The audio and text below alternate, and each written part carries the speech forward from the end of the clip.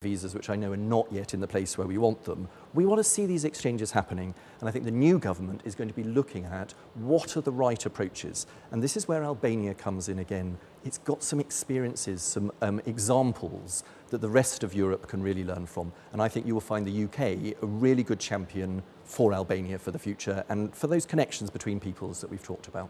Ky është një lajm i shkëlqyer, pasi besoj që më në fund ne meritojmë këtë trajtim. Zoti Ambasador, një pyetje që lidhet sërish me qeverinë e re. Zoti Rama nuk është një politikan klasik. Ai ka ditur të marrë marrëdhënie të shkëlqyera me politikan apo kryeministra që nuk janë domosdoshmërisht krahut i politik. Kështu që ai arriti të kishte marrëdhënie të shkëlqyera edhe me ish-kryeministrin Sunak dhe arriti një marrëveshje shumë të rëndësishme. Zoti Starmer nga ana tjetër sigurisht nuk është një majt klasik. Programi i tij ju e thatë është një program i cili krijon vazhdimsi me vendimarrjen e qeverisë më parshme, sidomos në politikat e emigracionit, në politika tjera të rëndësishme, por mendoni që temi afria qoftë ideologjike politike do të ndihmojë dhe një në rikthimin e një klime përtej themi shumë të mirë, po edhe personale miqësore që zoti Rama kishte me qeveritë laboriste, le të themi. So essentially, I think it's very interesting that this has transcended political divides.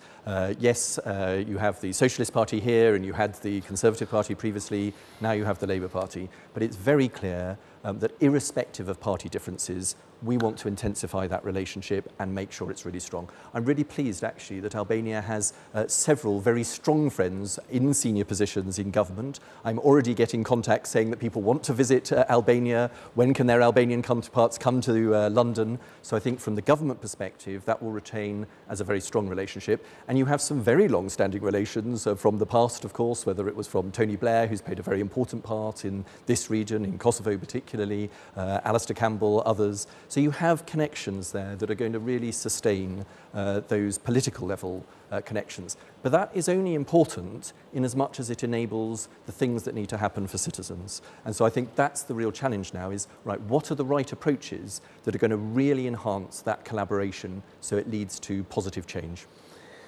Zoti Ambasador, një tjetër raport shumë i mirë dhe i vjetër midis Londrës dhe Tiranës është, po ju flasit dëshmitar, raporti mbi 32-33 vjeçar që konservatorët britanik kanë patur me Partinë Demokratike. Pra, që në hapat e parë të lindjes saj, që në herët në vitin 1991, po mendoj të deri vonë, raportet e konservatorëve britanik kanë qenë shumë të forta me ato të Partisë Demokratike. Mendoj që është raporti vetëm që është dëmtuar gjatë këtyre dekadave dhe për këtë nuk mund të fajsoj Britaninë e Madhe. Çfarë temi pse nuk ka një raport kaq të mirë sa që janë në gjitha fushat e tjera politike, ekonomike, njerëzore midis Britanisë dhe Partisë Demokratike, e cila është prej më shumë se një dekadë në opozitë. So I don't share that view because although there may be a specific issue, actually the United Kingdom, myself, the British Embassy have always retained connections across the political spectrum, across all parts of the Democratic Party and other opposition parties, as well as with the Socialist Party.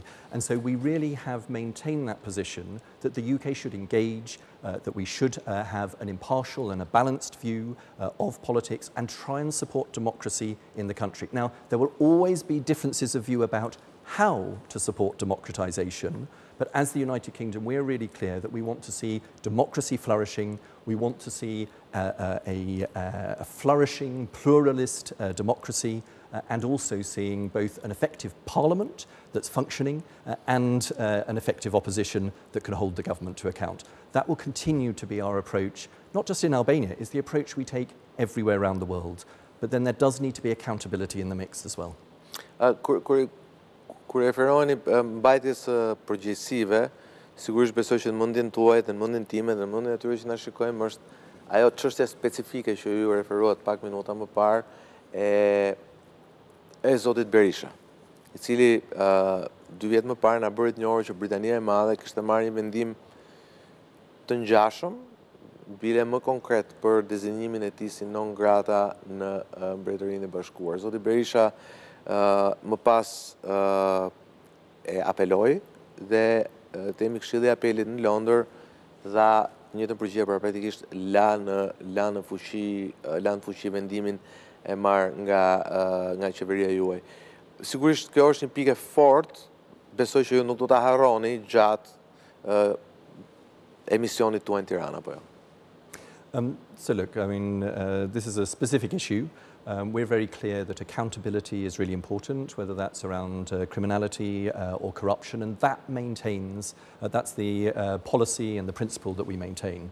But we're really pleased that the Special Appeals Immigration Commission has found in the favour of the government's position in this case. As you'll realise, our government's priority remains the safety and the security of the United Kingdom and citizens in the UK, and we will robustly defend any decision made in doing that.